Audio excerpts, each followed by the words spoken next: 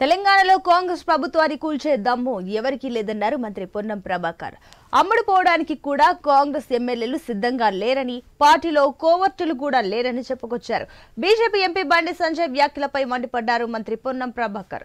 BJP BRS ఒకటే అంటే ఎవరు నమ్మలేదని, ఇప్పుడు కాంగ్రెస్ ప్రభుత్వాన్ని బీఆర్ఎస్ కూల్చుతుందని సంజయ్ అన్నారంటే ఎవరెవరు ఒకటో స్పష్టమైతుందని పొన్నం వెల్లడించారు. ప్రభుత్వాన్ని కూల్చుతామంటే ఊరుకోబోమని హెచ్చరికలు జారీ చేశారు.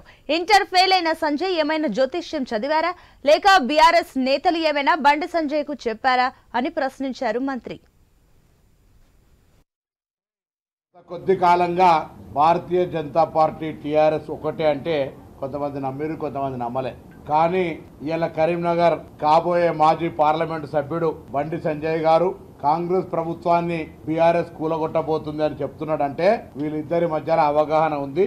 వాళ్ళ సమాచారం వీళ్లకు, వీళ్ళ సమాచారం వాళ్ళకు తెలుస్తుంది అనేది మరొక్కసారి నిదర్శనమైంది. లేదా నాకు తెలిసి సంజయ్ గారు ఇంటర్మీడియటో 10th మరి జ్యోతిష్య శాస్త్రం చదివినట్టు కూడా నాకు తెలియదు. మా ప్రభుత్వాన్ని ఎవరు కూలగొడతాడో ప్రజాస్వామ్యంగా ఎన్నికై, అది కూడా ప్రజలు మార్పు కోరుకొని ఎన్నిక చేసుకున్న ప్రభుత్వం ప్రజలకు 6 గ్యారంటీలు ఇచ్చి గ్యారంటీల అమలుకు సంబంధించిన ప్రక్రియ కొనసాగే సమయంలో టీఆర్ఎస్ పార్టీ అసహనంగా వ్యవహరిస్తుండొచ్చు, టీఆర్ఎస్ పార్టీ లోపాలన్నీ బయట పెడుతున్నాం కావచ్చు, వాళ్ళకి ఆగ్రహం ఉండొచ్చు.